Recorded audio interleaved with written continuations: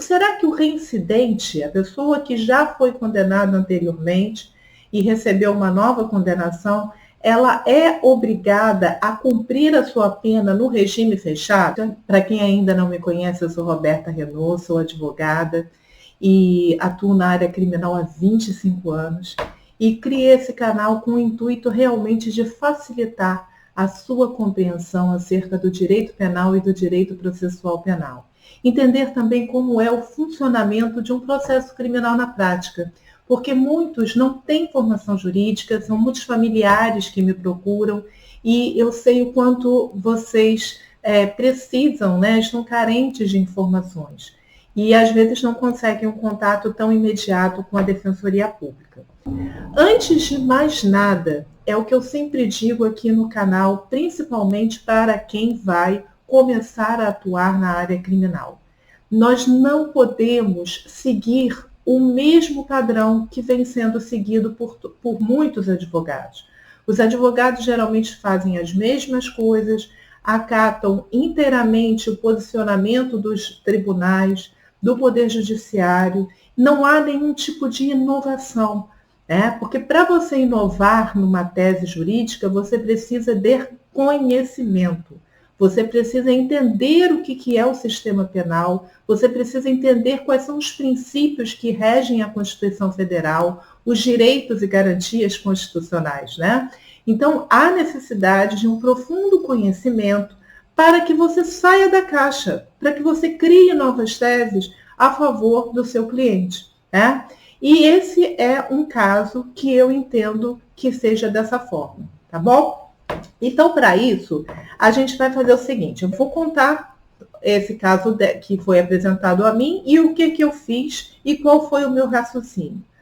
A moça, por ter sido condenada por um furto, o valor irrisório do que foi furtado, ela teve a pena de 1 ano e 2 meses, e o juiz, por ter considerado que lá atrás ela já havia tido uma condenação de furto também por um valor pequeno, ele simplesmente fixou o regime fechado. Então, ela seria inserida dentro de uma unidade prisional e ficaria numa cela onde ficam pessoas com pena de 9, 10 anos, por exemplo, né? E aí ela me procurou em total desespero para ver se eu poderia fazer alguma coisa. É claro que isso mexeu comigo, eu fiquei indignada. Na verdade, essa mulher, ela era uma mulher que estava trabalhando, uma mulher que estava ia iniciar um curso de enfermagem. Procurei saber todo o histórico dela e mais, ela não foi assistida devidamente lá antes da condenação. Durante a instrução criminal, na audiência, infelizmente, o advogado não teve o cuidado sequer de juntar alguma documentação que pudesse mostrar quem é essa senhora. Porque é muito importante a gente mostrar quem é o nosso cliente, quem é aquela pessoa que está sendo processada, né? Coisas favoráveis a ela para que tudo isso possa ser examinado pelo juiz. Se você não coloca fatores favoráveis, declarações de conduta, mostrando que trabalha, mostrando que estuda, o que vai acontecer? Só vai ficar o posicionamento do Ministério Público. Então, o que eu cheguei à conclusão de que essa senhora não merecia o regime fechado, que não era cabível, e que ela, justamente por ela não oferecer nenhum risco à sociedade, pelo contrário, ela já estava reinserida na sociedade, já estava trabalhando, já estava fazendo as coisas dela. Então, nesse habeas corpus, eu juntei provas sobre quem era essa pessoa, né? Que ela não oferecia nenhuma periculosidade. Veja bem, eu não estou dizendo aqui que o comportamento dela é correto, de furtar, etc.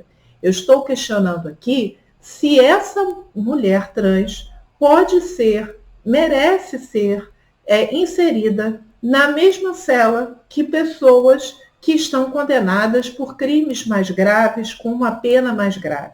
Por que eu estou falando isso? Porque o artigo 33 do Código Penal, ele fala quando a pessoa começa a cumprir a pena no regime fechado, no semiaberto e no aberto. No regime fechado, geralmente, se você tem uma pena de 9 anos, por exemplo, você vai para o fechado. E o que é o regime fechado? Rapidamente, aqui nós já conversamos sobre isso. É a pessoa trancada dentro da unidade prisional e ela não tem, geralmente, nenhum benefício, não pode sair para estudar, em alguns casos trabalho, mas é muito difícil, não tem nenhum direito, nenhuma vantagem, nenhum contato maior com o mundo exterior, a não ser através da visita dos familiares na unidade prisional. Então, a pessoa que tem uma pena alta, aí vocês vão olhar as regras lá do 33, parágrafo 2º do Código Penal, elas têm um regime fechado. Bom, agora imagina que a pena da pessoa é de 5 anos, né, inferior a 8 anos. Então, o regime para ser fixado, segundo o Código Penal, é o regime semiaberto. Qual a vantagem do semiaberto? O apenado ele tem alguns direitos que o apenado no regime fechado não tem. Então, ele pode sair para visitar a família, ele pode sair para estudar, ele pode sair para trabalhar. Claro que se ele tiver preenchido alguns requisitos, não é algo automático, ele tem que ter um bom comportamento e etc. E uma pessoa que tem uma pena inferior, por exemplo, a 4 anos, ela tem a possibilidade ou de ficar no regime aberto ou até dessa pena que é privativa de liberdade, ao invés dela ficar encarcerada, ser substituída por restritivas de direito, que é pagamento de cesta básica, prestação de serviço da comunidade e etc. Então, as regras do artigo 33, parágrafo 2º do Código Penal, elas são claras quanto a isso. Mas diz o seguinte, a pessoa que é reincidente, ela não tem direito ao regime semiaberto e nem ao regime aberto. Então, isso está lá no Código Penal também.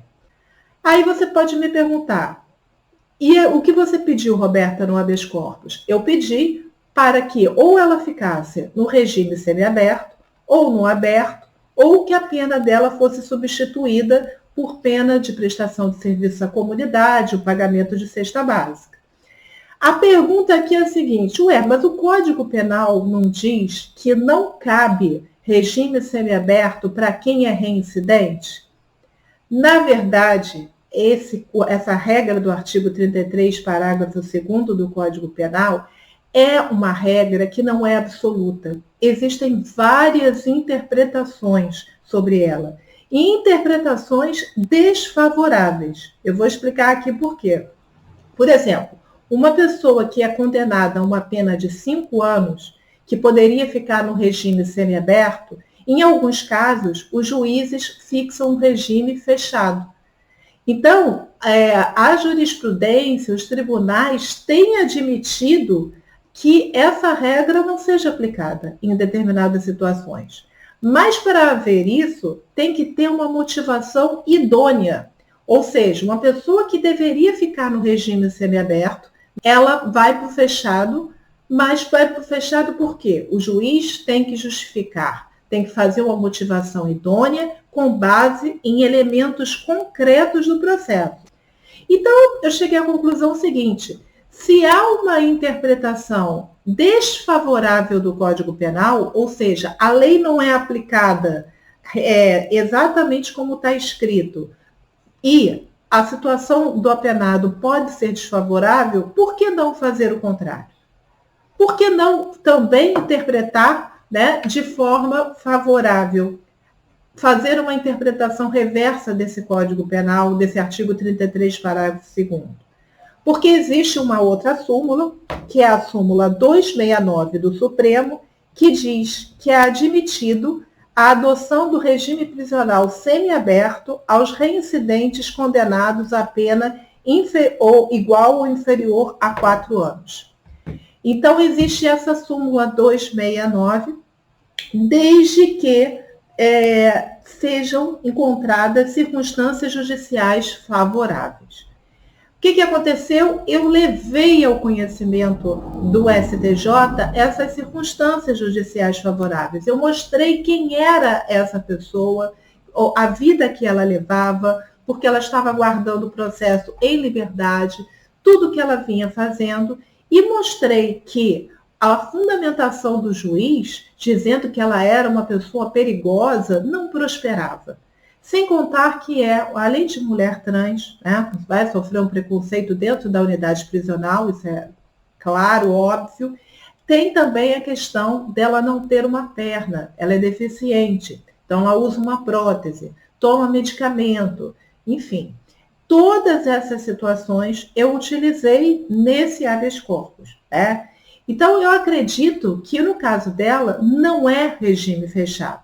Não só porque a súmula 269 fala isso, né? Mesmo ela sendo reincidente, ela, na minha opinião, caberia o regime aberto ou o regime, ou até mesmo a substituição por penas restritivas de direito. Porque uma interpretação favorável a ela com relação a esse Código Penal.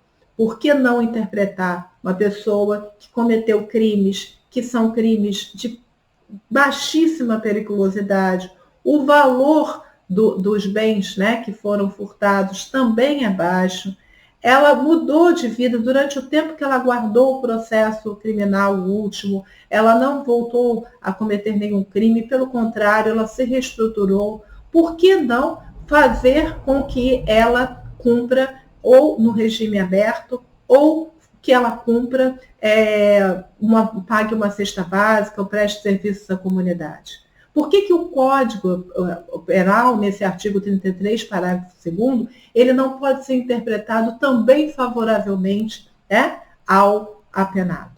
Então é isso, é você sair da caixa, você não ficar preso só às súmulas, você tem que usar fundamentos idôneos para tentar convencer o STJ. Bom, esse meu HC, ele está sob a relatoria do ministro Rogério Schietti. Eu tive já o parecer do Ministério Público de segunda instância favorável ao meu HC, e eu fiquei muito feliz, porque é difícil ter um parecer favorável, e depois que tiver o resultado do HC, que eu tenho certeza que vai ser bem sucedido, eu volto a falar aqui com vocês. Então, não se conformem com as regras que são instituídas. Para você não se conformar, você precisa ter o conhecimento e expor a sua tese, saber expor uma nova tese. Em outras palavras, nem todo apenado reincidente merece o regime fechado, porque essa regra do artigo 33, parágrafo 2º do Código Penal não é uma regra absoluta. É uma regra que vem sendo interpretada pelos tribunais e vem deixando lacunas, né? Então, se ela pode ser interpretada desfavoravelmente, por que não a favor do apenado também? Ok? Mas para isso você precisa mostrar, através de documentos, quem é o seu cliente. Nunca se esqueça disso. Eu tenho visto muitos advogados fazendo defesas nos processos criminais, defesas capengas, desculpa falar assim, porque os clientes me procuram depois, né, que constituíram esses advogados, e não há sequer a juntada de qualquer documento que mostre a situação do cliente dele. Então, muita atenção, tá bom? Então, meu recado hoje era esse. Se você tem dúvida sobre esse tema, coloca aqui nos comentários. Eu deixo sempre o meu WhatsApp também, para quem deseja falar comigo, marcar consultorias. É isso. No próximo vídeo, vou falar novamente sobre foragidos, que é uma situação que eu venho sendo procurada muitas e muitas vezes. Pessoas querendo entender se possuem direitos quando estão foragidas. Aliás, as pessoas não sabem nem o que é estar foragido. Então, no próximo vídeo, ainda essa semana, se Deus quiser, nós vamos falar sobre isso.